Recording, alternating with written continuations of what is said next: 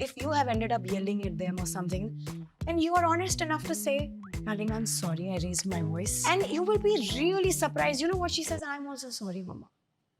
This is now that I'm 40, I realize that most problems are solved through communication. Men just don't communicate enough. I think we found our true north in the idea that a child is an equal partner in this trio. We don't think of parenting styles as something to discuss. Correct. Pre-marriage or pre-baby. These are the kind of things we've heard from parents that बच्चे तो पल जाते हैं. What we've decided we will have to be okay with is the crying. Okay. Crying is not a problem. It is a symptom. The nature versus nurture argument is something that I never find an end to. But could you teach anything to a child?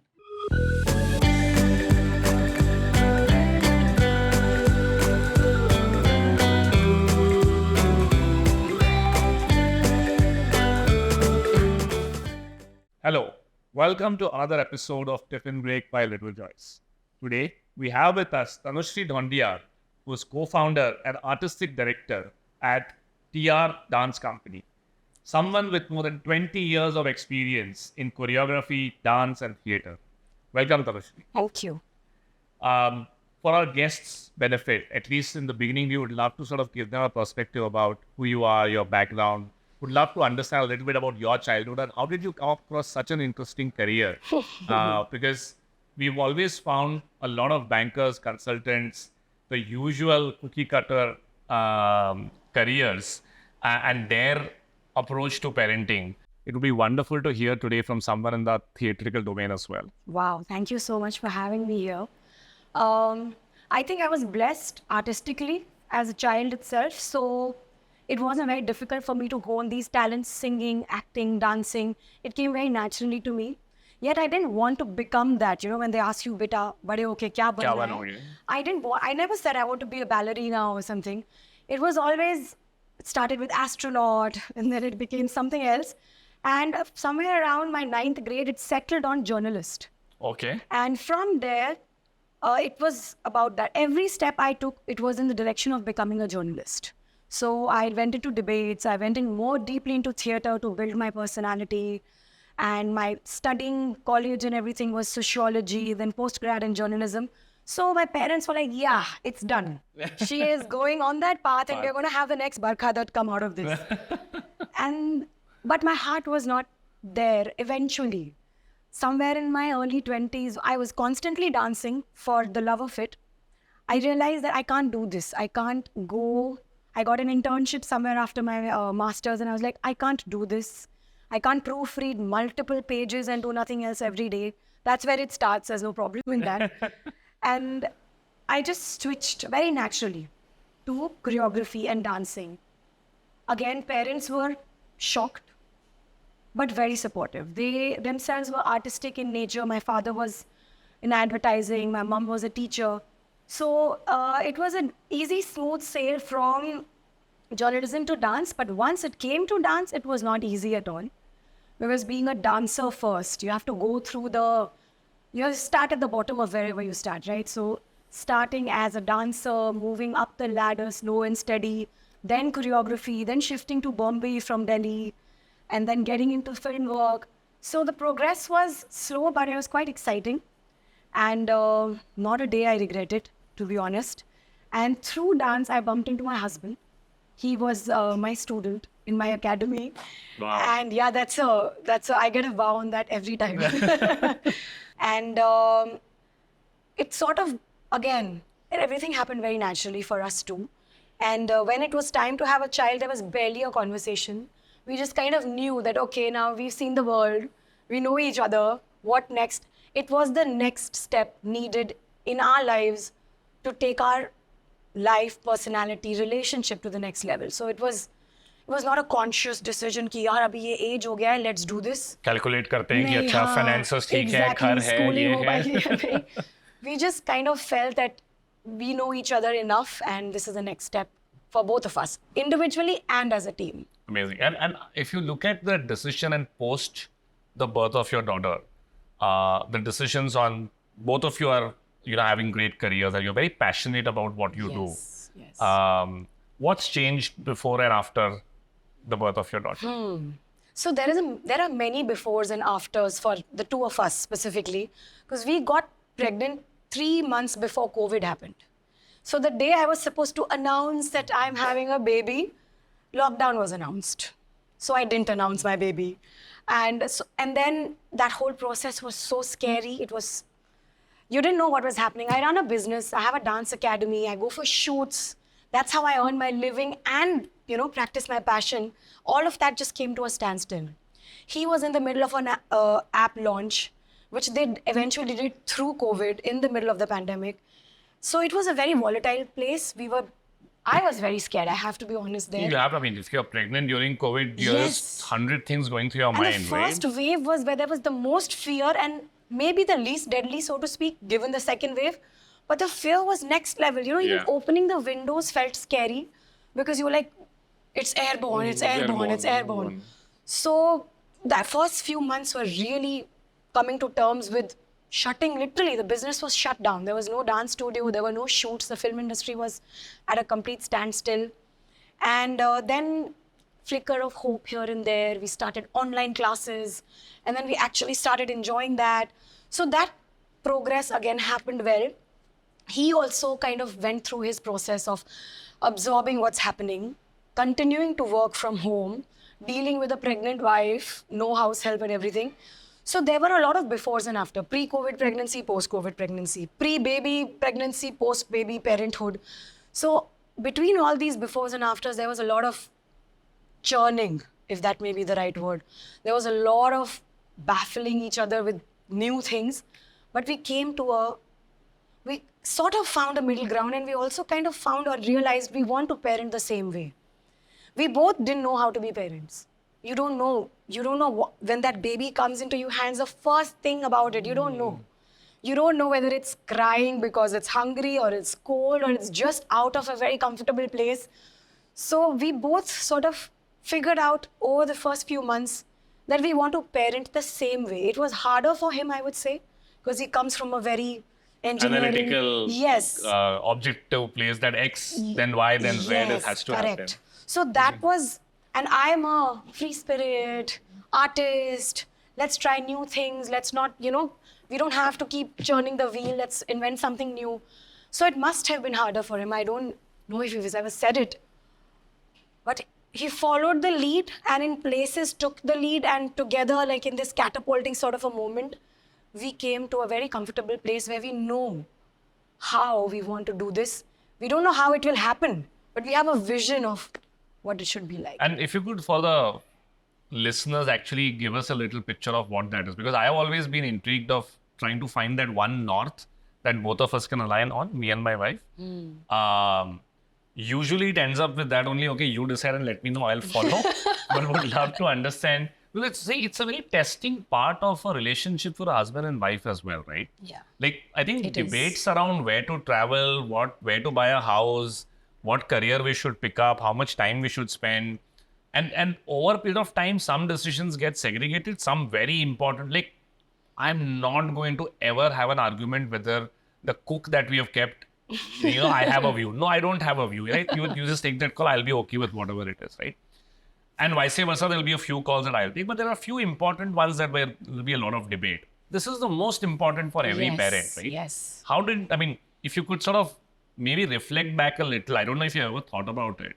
Because you're saying that we have now come to that north. Yeah, so Would what love is to my understand- north? Yeah. As a parent, what is our north? Yeah. Would love to understand that. Yeah. I don't think we ever had a conversation before we had the baby, which is really funny because we don't think of parenting styles as something to discuss. Correct. Pre-marriage or pre-baby. Because our parents have just let us be and tum to bade ho gaye. Correct. हमने तो नहीं इतना किया था. These are the kind of things we've heard from parents that बच्चे तो पल जाते हैं. Correct. So it took us back and forth. But I think we found our true north in the idea that a child is an equal partner in this trio. At least it's a trio for now. So it's a 33 sort of a relationship in the sense that just because that child is either voiceless or expressionless initially or then not important enough to make decisions, do we not involve their opinion in the process? So I think it kind of blew boiled down to the idea that she is an equal part of our family. Very interesting. Yeah, and I don't know how we got there, because again, it was not something we discussed. It so happened that when she said something, as she started speaking, it was taken into consideration. If she didn't want to get her hair cut, for example, we would find ways to handle it. How do we not get her hair in her eyes? Or rather than force it down her and, make it happen because we know what is right, we tried to really bring her perspective and opinion. And to my surprise, she comes on board very easily. I think it's because we give her that freedom. So our true north became the idea that a child is an equal partner in our tripod. Interesting. So Yeah. any decision that has to be made with where she may get impacted, you would have a conversation with her. A conversation for sure. Maybe not, beta, do you want to go to this school or not? I mean, Correct. that is not something I can expect her to understand and Correct. decide. But for example, we were going for our first holiday and she would be in a flight for the first time. I'm getting advice from everywhere. You can give this to a child so they'll sleep through. And these are like cough syrups or Yeah. pedicurals, or, that there are things that you can calm a child, soothing, feed her at this time and all. I'm getting a lot of advice from them, from everyone, and well-meaning advice. Absolutely no judgment in those advice. They're just telling us what they did. For us, what worked the most before a 5-hour flight for the first time with her was the idea of talking to her and telling her what's going to happen. So we would we make a lot of stories about things at home. So we made a story of how we go to On a trip. on a trip in an aeroplane. Because you are in a metal bird for 5 hours with nowhere to go, and that's a 2-year-old or a 1.5-year-old with you. So we told her exactly how things will be. We'll wake up in the morning. We won't feel like waking up. But let's, we'll Early find morning out. flight. Yes. Actually, it was 1 o'clock in the night. We had to wake up for a 4 o'clock flight. So we won't be able to, do our regular things. So mama will just wrap you in a blanket and we'll go in the car. So we took her through it. So it didn't come to her as a surprise. And we did it a few days in succession. And it really helped us to bring her on board with the whole idea. Maybe you can sleep in your stroller if you want. We can take Hugsy with you so you can find your coziness while mama are doing other things. So getting her on board, even if it's not the decision making, but the plan, the idea, what are we going to do? She's on board with us, and it really makes her life easy. Like, we've done 12-hour rides from here to Goa, 1-year-old, 1.5-year-old. We've done 5-6-hour flights all the way from here to Turkey. Again, getting her on board really helped us. Very interesting. I think so. Effectively, now, if you look at, do you recall something like this happening with you as well? Like, where did you get these ideas? I'm just trying to sort of get a sense of. What have I grown up with? Not really. I don't think so. I absolutely love my mom and dad. And Dad, you're the best dad ever. But we were in a very authoritative or authoritarian environment as children. And that's the 90s for you, Yeah. You do as you're told and you don't ask too many questions. And you're not party to decisions for sure. And you're picked up and put in a car. There's no conversation about it. We go. And we kind of played along. There was no resistance. Also, resistance was not something we knew that was possible. So That's why you remember your childhood or your parents having an authoritarian parenting style with you. I think so, yes. I wouldn't say it was always that. But if there is a spectrum where permissive parenting and authoritarian parenting are on two ends, they were closer to authoritarian. And definitely not in the middle. And if you look at your own style, where would you put it? Trying to be in the middle, which is nowadays being called the gentle parenting, where, you let the child, like I said, be an equal partner and take child-led decisions, from their perspective. I think even if you look at authoritative parenting, in the end, it's still a dialogue, right, as such. You would have your Not own. always. For us, so for example, getting good marks was not a dialogue. Passing is not what I'm saying. I'm saying above 85 was not a dialogue. It just had to be.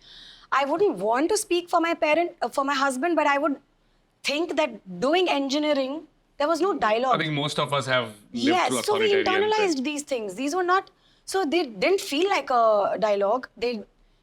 they didn't feel like a dialogue at all, but it also didn't feel like it was being coerced because that was the only option laid out. So you knew that's what we have to do. But with my child, everything is on the table. Becoming a sports person is on the table. Becoming an artist is on the table. Becoming a scientist is on the table. Becoming an entrepreneur, doing a startup, anything is on the table. And I think that is where I feel that the dialogue exists for me. And that is how we are in the middle, or at least trying to be in the middle. Interesting. And if you look at, I mean, have you ever spoken to your husband about his childhood and effectively what kind of, because you mentioned that you both of you have aligned to come to this style of parenting.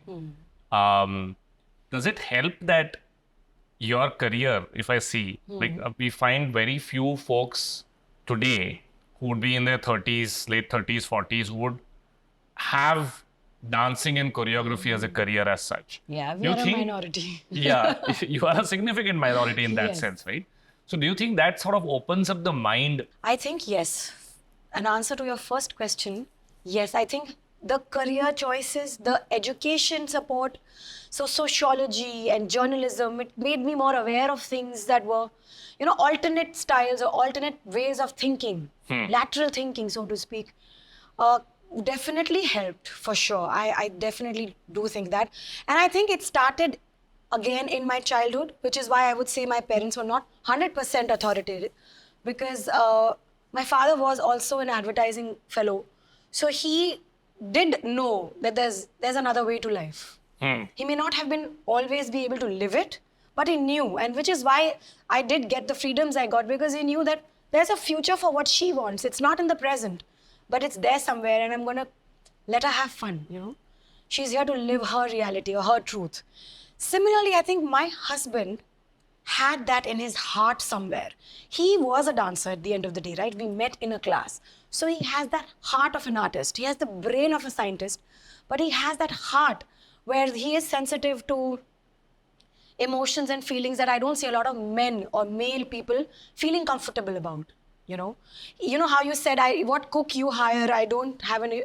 He participates in those conversations. Yeah, her cooking style is good, or she keeps the kitchen clean. So he will participate in that. So definitely he had a propensity to the kind of parenting style I wanted. And I kind of had the seed sown in my childhood.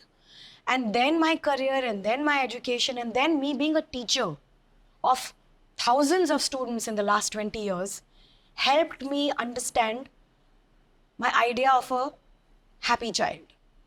That's actually very interesting because you've worked with so many students. Yeah. You have access to a lot of diverse personalities. Yes. And you could actually see how and I'm sure you had multiple conversations with them about their upbringing. Yes. And you would have seen a pattern where you could see that how some of the things that we experience as children, or maybe we may inadvertently make our child experience, may not definitely. lead to very happy outcomes. in the end. Definitely. So, for example, we have a class of 20 kids. Each of them comes from a different background. Each of them comes from a different set of parents and parenting styles. So when you teach them, now when somebody dances in front of you, you know them. You can dance in front of me right now, and I can deduce, if not completely, but to some degree, the kind of person you are, because your body speaks beyond words. So when I see my children dancing, and when I see them absorbing interaction, or when I see them interacting with each other, or taking instructions, or being able to follow, I can get a sense of how the environment is at home. And with some kids, I have to use techniques that I don't always stand by. So I don't believe in distracting a child to make them listen. For example, like, if a child is having a meltdown, I won't say, "Beta, look, what is this?" And, I would let them have that meltdown. I would let them go through that experience, because I don't want them to think that what they are feeling is not as important as becoming quiet. And so when I see in a class a child is acting out, I respond differently to different children, because I know this one needs to act out, to let that out of their system, and I will have his attention back. Whereas this one has a different kind of parenting style at home, so she needs to be told what to do, and she will do it. So that kind of helped me figure out the kind of parent I want to be. But you've been a firm believer in mental health for children as well. Um, One of the questions that I always wonder about is people say children have limitless potential. It's for us to sort of extract that if we want to. But can you teach, like the nature versus nurture argument is something that I never find an end to. But could you teach anything to a child? Yeah, I think so. We have been so far been able to. But going back to the first words you said, can you really teach? I think that is where you start this conversation because children are learning what you're not teaching. When you are teaching, they are absorbing, not absorbing, you're not sure. But when you are not teaching and you are being, they are absorbing and learning that faster than they are learning what you're consciously teaching them. So my mother-in-law, we have this conversation very often, what can we teach her? Because she just picks up everything. At 1 year, 2 months, this girl was communicating full on. Wow. We didn't teach anything. We just read a lot of books. And these are books that she doesn't know what's written. It's just our words that are coming to her. So we just spoke to her a lot. We have a no screen policy. So there was no one-way communication of just watching and watching and watching. It is just completely interactive. Her childhood was such that I know girls talk sooner and all these things are there. But she was very quick with everything that we didn't teach her. And whatever we've tried to teach her, for example, wear a bib so that you don't dirty your clothes, she has never wanted to do that. So for me, nurture and nature kind of move together, but the environment and the absorbing, the subconscious absorbing that the child does stays longer and happens faster than the conscious teaching and bombarding of instructions. At least in my experience, I've seen that. So that's very interesting because I really like the statement that you made, which is you may want to teach, but the kids will learn what they want to learn. Then it reads more important to the point that the environment that they are in, Yes. or how we behave in front of them, or what we do in front of them, or others who they are spending time with, 100%. is where that's their learning ground. Which is why they say parenting is an inside job. It's not something you do, it is something you become. In the sense that if I know my triggers, if I know the person that I'm being today, she can be that person and I'll be proud of that, go for it, be that person. But if there is something that you don't want her to do, you have to first observe where is it that you are doing it. So, parenting being their inside job is something that we kind of follow at home. And we don't, sorry. So that means that if you want to have a no screen policy and you want her to adhere to that, We don't have screens. We watch the entire World Cup. We are both cricket buffs, especially World Cup. In fact, we even got married during the World Cup so we could go watch a match. We don't watch, the TV is just for decoration at home. We only do our own Netflix or whatever else needs to be done after she's gone to sleep. That too on our phones, because by then we are so tired we can't sit in front of a screen and absorb all of that. We are not doing social media in front of her. And we are not just scrolling. There is no TV. I think that is the biggest change in my husband and my life, because we used to eat our food like this. What's on Netflix is on the plate. We didn't know what we were eating. It would be yum, I'm sure, but the goal was to get together, watch something and eat dinner. That's how we bonded pre-baby. Literally till the last day that she was, before she was born. Today we eat separate times because I eat with her. And that's something, again, we followed at home. If you eat with the child, you don't have to feed them. They will watch you and they will eat. correct. So we don't have screens for ourselves. We don't watch anything and eat anymore. And the cricket match, all matches were on, on some corner of the bed. What's the score? Are you out of it? Yes, my dad. So those were the times how we kind of, let things happen. So That's yes. amazing. That's amazing that you've managed to put so much discipline around your comes from behavior. You have to put that discipline on you first. If you're not able to wake up with the child, we don't have nannies and all of that who are waking up early and taking the child out. It's us. So if we are not waking up early, they are not waking up early. If we are watching screens, they are watching screens. There was a time, where something or the other was happening and I was on my phone a lot that period. And then you know what she did? She picked up the AC remote. And he said, Mama, I have important work. I'm finishing my work and coming. Wake up call. It was a complete wake up call. And I was like, okay, Dad. While it's very cute that, she's saying, I have work, I have a Zoom call thing. These are like her words. But that's not her life right now. And again, I went back to whatever it was, I will handle it when she is not with me. Kind of a policy. But do you think you'll be able to continue this over a period of time? Because we get a lot of parents asking on the platform, specifically with screen time plus the fact that some actions now don't happen without screen time. Like eating, having food without screen now has become like a problem for at least 30-40% of the parents, right? Yes. And it's almost like a disease where you allow it once and then it never...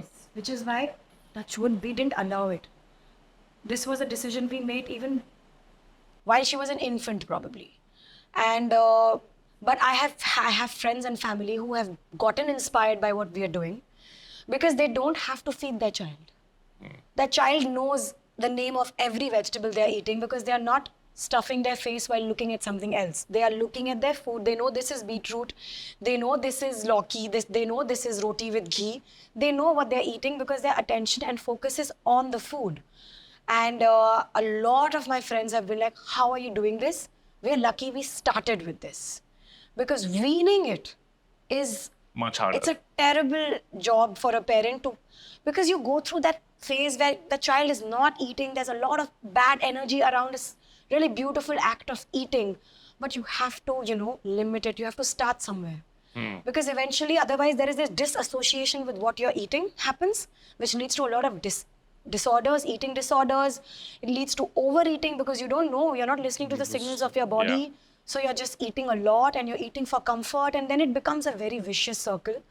And my body is my temple. I'm a dancer, I'm a yoga practitioner. So I can't, I don't want to lose whatever I have gained in the last 20 years of my life. So it's a part of my life. And because it's a part of my life to not eat sugar, for example, or ketchup or stuff like that, or processed foods, it was easier for me. And as a family that has been into that, and if you have to wean that somehow or the other, you have to start somewhere if that is what you want. Yeah. So, somehow till my son was about 5, we used to keep wondering, he doesn't eat any junk food. There'll be birthday parties and he would not eat anything. He was a roti, sabji, dal, rice boy. I think something happened at 6 and he tasted, and now he's 8. And for the last 2 years, we've been struggling to... He still eats the roti, sabji, dal, rice, but what he craves for is the processed food, right? So I think it's very commendable what you've done for till now. I think 2 questions I had was, one, how do you think you continue it as more external factors creep in? Yes, definitely. Once you have a little bit of time in daycare or a little bit time in somebody else's house, Yes. and there's a limit to which you can say that, okay, no, he'll not have anything else, or she'll not have anything else. Somebody brings something to school. Like my son actually exchanges food now in the school because he's like, you may not give me, a Nutella and bread, but this boy is very happy with what I bring. So I just exchange food with him, right? So the control reduces as a child grows. Any recommendations on, or any thoughts for yourself on how you will... See, the previous question you asked me about the environment, the solution, I wouldn't even say the solution. For us, the help has come from there. So we have chosen a school where there is no processed sugar. They're not allowed to take processed sugar inside the doors of that school. Literally, they have a vegan environment. But what helped us was a support system which is aligned with our thought process. Of course, we have friends where we go and there is a chocolate cake or there is dairy milk and all of that. We try our best not to bring our attention to it. We don't make a big deal about it. If she's had it, she's had it. Because the more you make a big deal about it, the more the child remembers. And the more it's just lying there, she eats it. Sometimes she doesn't even like it. Like, there's a chocolate cake and there are some other things on the table and she would just have a bite because everyone's so excited about it. And then she doesn't like it. That could be a palate thing because we've done that for 3 years plus. But what has helped us has been an alignment of the friends that we have, towards similar, if not exactly the same ideals. And also the selection of the school so far. So the school she goes to, she goes for 3 hours. For a child who sleeps 12 hours a day, 3 hours spent in another company is a long part of their day. But it aligns with our parenting style. So every day, one parent sends food there for everybody. Oh. That's the school lunch. And there are about 14, 15 kids in a class. So there is no tiffin service as such. Every parent sends a big tiffin for every child and everybody eats exactly the same thing. So that way they also learn to eat different things. Yes, and they share and they...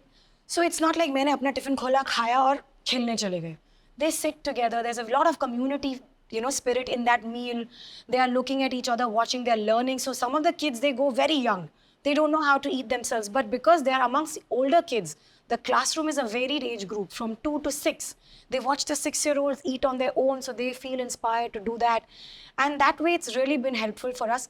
But I know these are not everyday solutions for everybody. Yeah, I think we were that way lucky because whenever I asked my parents as to, how did I learn things, they said, I think it's true. वो तो हो गया ऐसे because we were always in a setup where either it was a joint family or we were in a community where we just learned from the other kids, right? And so this happened to me as well when I was worried that, my child is not eating enough varied food. My mom said, why don't you send him to a daycare center for a few hours? Not because you can't take care of the child, but just give him a different perspective. Yes. And we saw a big change. Suddenly started eating everything. And I said, why did you eat this? You don't like this. Like, no, now I like this, right? And they might not eat it at home still. नहीं, अभी भी नहीं है. Exactly. But वहाँ पर खाएंगे वहाँ पे क्योंकि सब खाएंगे खा because रहे हैं. सब खा रहे हैं. Correct. So I think the human mind has this interesting element where you want to be Included. Yes. So you don't want to be the person who's, excluded. Not so doing something. Correct. So you'll just, and at home, of course, he has an option to say no. Yeah. And as parents, I think हम हमेशा पिघल जाते हैं कि यार अरे क्या हम नहीं खाएं. पिघलते. हमारा एक्चुअली वही हमने रियलाइज किया कि हम थोड़ा पिघल गए स्टार्टिंग में. अब वो उंगली दी तो हाथ पकड़ लिया उसने. हाँ, वही होता है. Any tips on folks? Because I think a lot of us are in the situation where this has already started. The screen, the tantrums, and because I don't think we have enough patience, and it's hard, right? Like It's how very hard. we then end up giving up, Yes. right? Any practical tips on weaning off some of these habits for? I think the first thing what we decided we will have to be okay with is the crying. Okay. Crying is not a problem.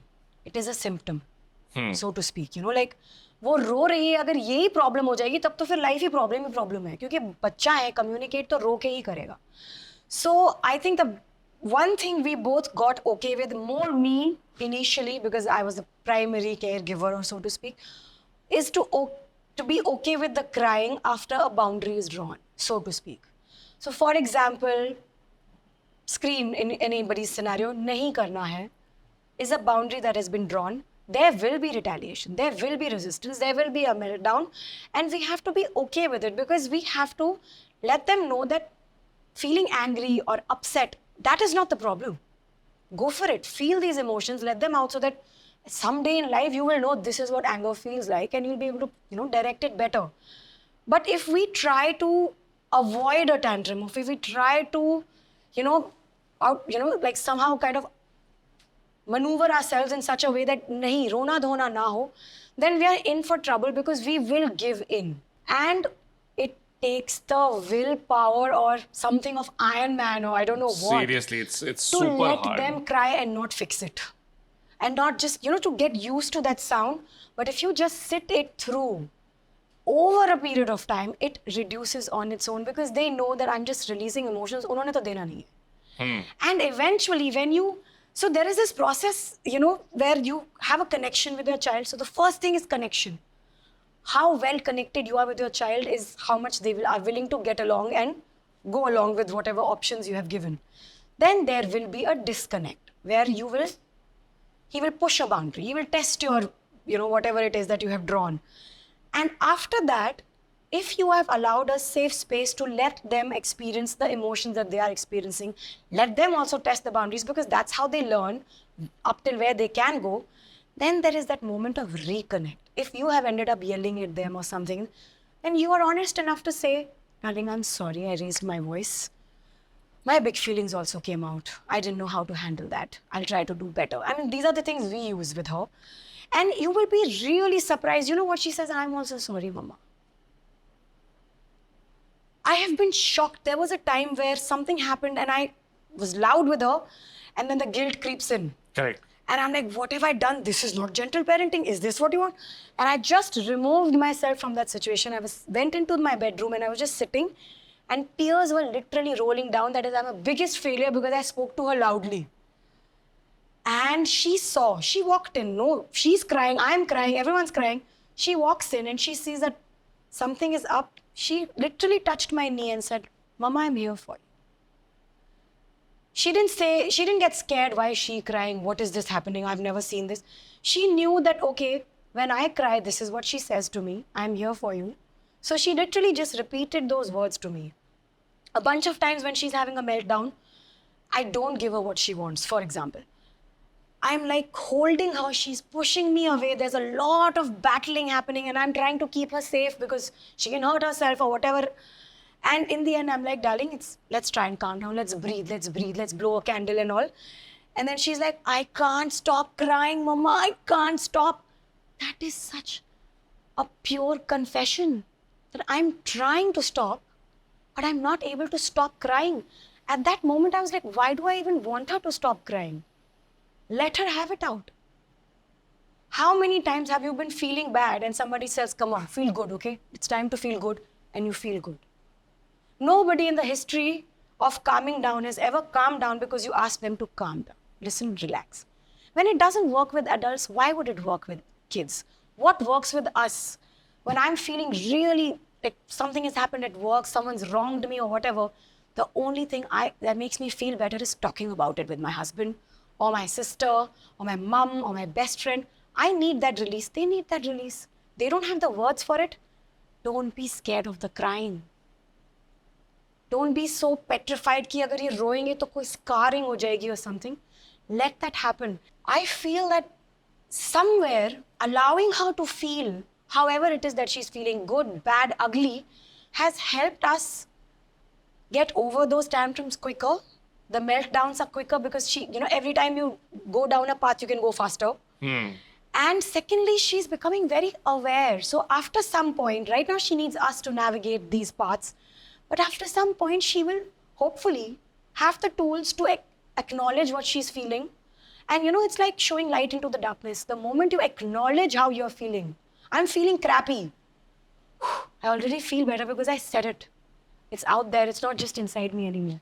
So that way, I think just letting that meltdown happen, not giving that chocolate milkshake, it's okay that you are upset. It's okay that you are crying and I'm here for you. We can't have chocolate milkshake before sleeping. Boundary drawn, feelings respected, and meltdown given. Yeah. I think it's a very critical point. And while you were talking, I was just realizing how many times you've been in this situation. But what you're saying is helpful in a way that the first couple of times it may take a very long time for the meltdown to stop. Right? There I released it. But as that happens more and more, that time will shorten because their mind will also start learning that I may keep crying, but they're not going to budge. Yeah, and the boundary is drawn. Yeah, I think what's happened with us is almost reverse. It's like when my son cried for, let's say, 5 minutes, we then give in. Then next time he cried for 5, like, nahi, bahut ho gaya, to hamesha aadat pad jayegi, so he cried for 10. So then we gave in. And then like, ये तो हमेशा 10 minute रहेगा तो नहीं देंगे. Then he cried for 15. So it's actually gone the reverse way where we have, and I think you're right, he's testing the boundary कि कब तक आप देते रहोगे. And we are in fact in a wrong habit spiral where we are giving him a signal that eventually तो हम दे देंगे करके. So if you stop it, then hopefully it may still take 20 minutes of tantrums for like 5 times, and then it will start reversing in the year. But we have to be really, really strong mentally to Oh, take that yes. 5 times at least. Those 20 minutes might become half an hour the first few times. But after those first few times, when a realization of, okay, this is a safe place, I can cry, but I'm also safe because my parents are deciding for me. The thing is, children are just testing boundaries. They don't expect to be taking decisions. You leave them with a very big decision, they feel scared because it's not their job to do that. So this relationship becomes so much better because A, you are allowed to feel how you're feeling. I'm not going to distract you from how you are feeling. B, I'm still going to do these decisions for you because you are safe in my guardianship, so to speak. So that way now that relationship changes after the first few months of trying to wean off this giving into things. This is something, when I'm a girl from Delhi, so I've, grown up with enough Eve teasing and catcalling. And they used to, boys have this attitude back then that लगे रहो मान जाएगी और होता भी था, like we would eventually become friends with boys who we've not wanted to be friends with initially, but they didn't give up.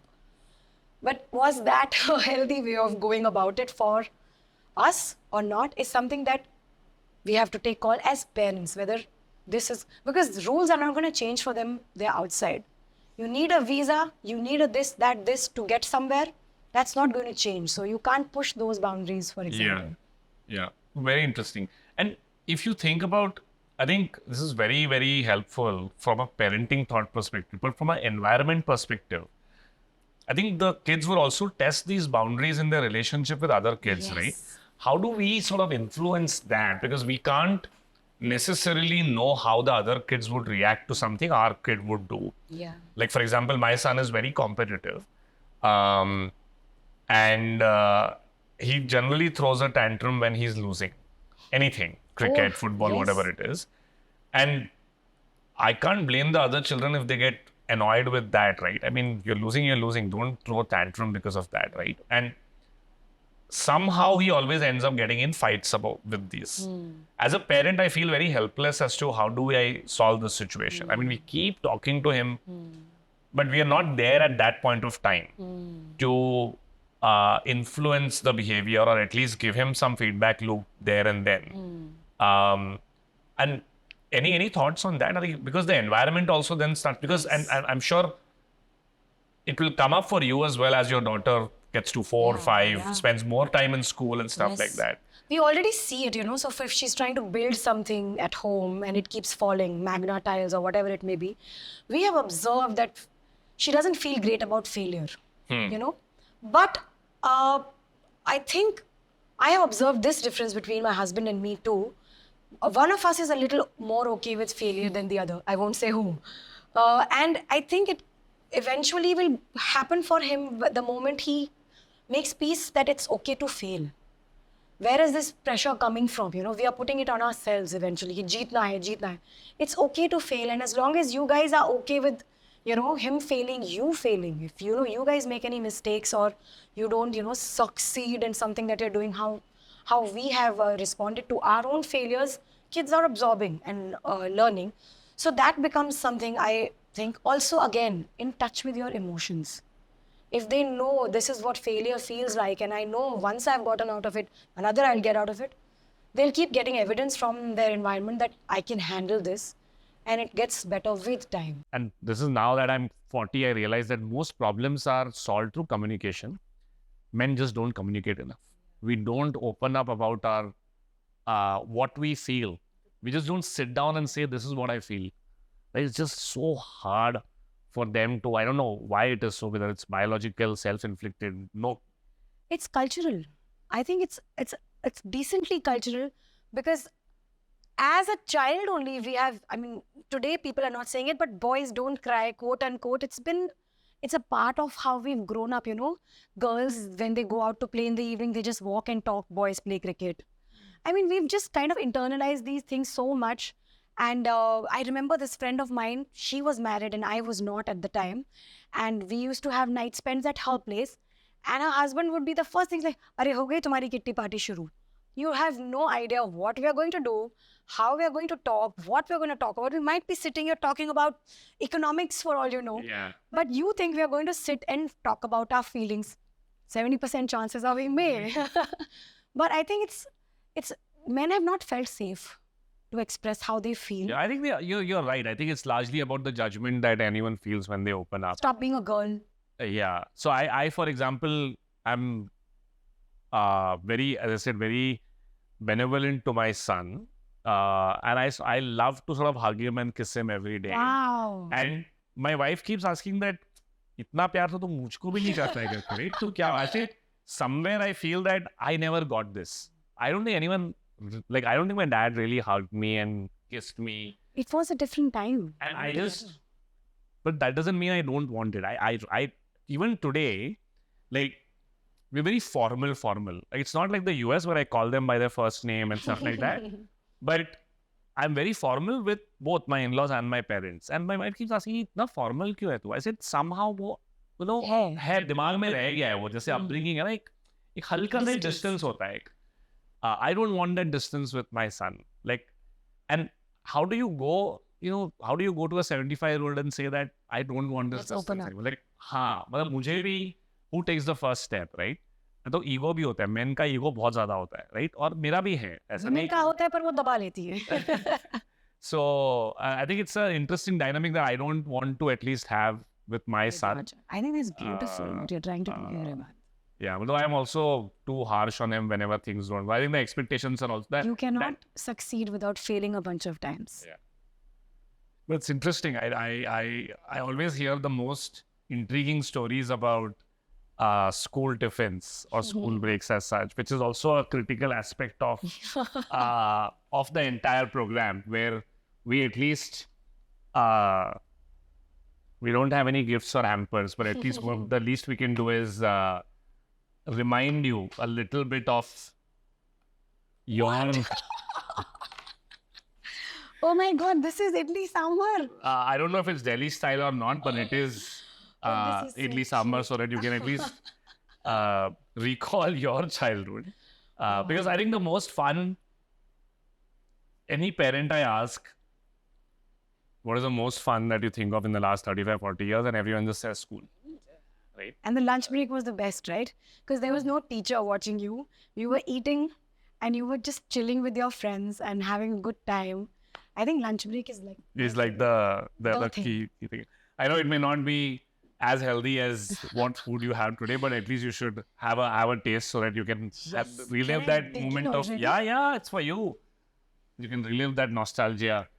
And while you're eating it, I'm going to ask you a few tough rapid fire questions. Format is simple. I'm going to ask you a situation. Imagine I'm your daughter and I'm going to come and ask you for something. I'm not going to throw a tantrum. We're not going to cry for 15, 20 minutes where so don't worry, you don't need to assuage me. But what would be your immediate reaction on some of these situations? Brace myself. Okay. Yes. Come back from school and Mama, I want a little brother. Okay. Why you want a little brother, baby? I just feel that I need company. I need to spend time with someone else. Oh, you like playing with people? Who's your favorite friend? Avantika in school is my favorite friend and she has a little brother. I also want a little brother. Oh, how nice. Should we call Avantika over for a little while? We can, but she has so much fun with her little brother. She was telling me about it. I also want to have that same fun. Oh, that is cute. Let's do one thing. Let's call Aryan over to play with us, cousin. And we'll revisit this thought once again. Okay. You caught me off guard there. Oh, God. Oh, that's an excellent way to manage it. But have you ever discussed this with your husband? Yes. Second child? We are open to the idea. It's not, we haven't planned it, but we're definitely open to the idea. I love my sister and he has a sibling too. So I think the kind of enrichment a sibling brings into your life is very meaningful. That's the first person you learn to share with. That's the first person you can possibly learn empathy with. So it's a dynamic I would want to explore. Maybe not immediately, but it's something I'm open to. Cool. Let's get back to the question. Rapid fire. Let's do this. I'm excited. Mama, where do babies come from? From Mama's tummy. can we get one more baby then? Let me think about it. I'll have to ask my tummy if he's ready. Okay.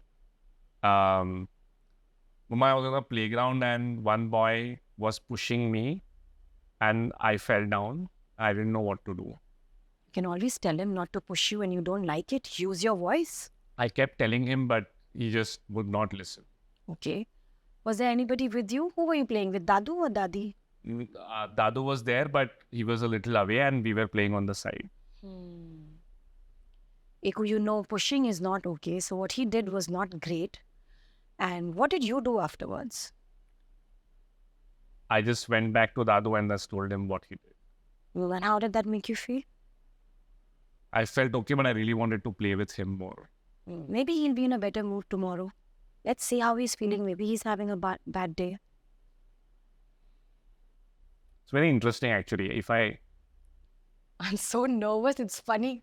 No, it's actually very intriguing that you are able to give her perspective as to why she's gone through what she's gone through versus trying to solve the situation.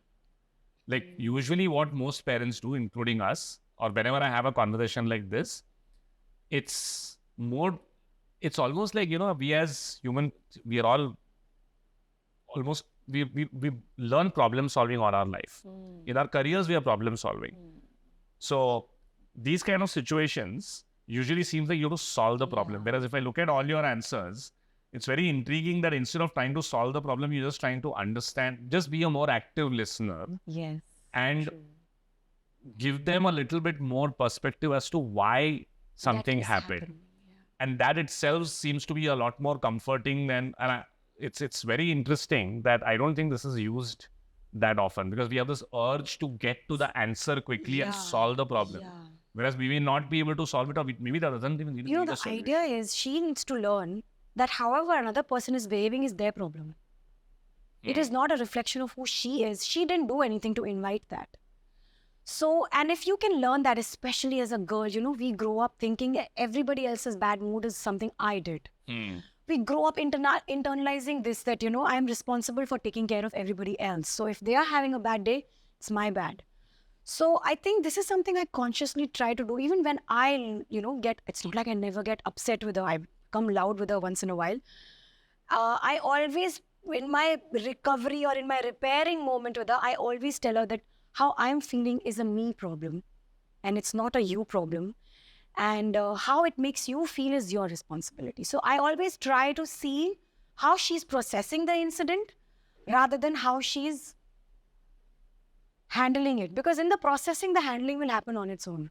It's amazing. I think I see this reflective of your 33 parenting. I just realized the reason, because why, I'm just wondering, why did it not come naturally to me, or why doesn't it come naturally to other folks? Because you're almost treating her like an adult. That's the first thing that came to my mind. And then I realized, no, you're just giving her an equal seat at the table. How sweet. And then sort of being a little, I think that's a very, very interesting way to put it. We get a lot of questions from mothers on how do they communicate to their daughters about good touch, bad touch, and what age do they start doing that? Have you thought about that in any way? Yes, I tell you, this is the one thing that has occupied my free time in the mind a lot, because she's going to get to that age where she will be spending time away from us in environments which are not under our control. And for me, it's really important for her to understand strange touch, because bad touch can feel good. But if it is being done by a stranger, you know what I'm saying? Like, strange touch is something I definitely want to have a discussion with her about, which is why nothing is off the table. Even today, when she asks me the names of her private parts, I tell her the scientific names. Okay. I don't make up cute names. I tell her the scientific names of those body parts so that nothing is taboo. Everything can be talked about. If somebody has been strange with her, she can come and tell me, because we talk normally about these things. I think it's been a wonderful conversation. What we would love to know before we end is specifically on, you mentioned about arming yourself, becoming more aware, arming yourself with more knowledge. any specific recommendations for our listeners in terms of books, anything that they should arm themselves with, especially for parents with daughters? Definitely. People that I look up to or follow information from, Janet Lansbury. She has a book. She has a podcast. There Are No Bad Kids. Then there is Sarah Ockwell Smith. She's a writer who talks about gentle parenting, which in my opinion is just humanitarian parenting, considering a child a human being and not, something to bring up, so to speak.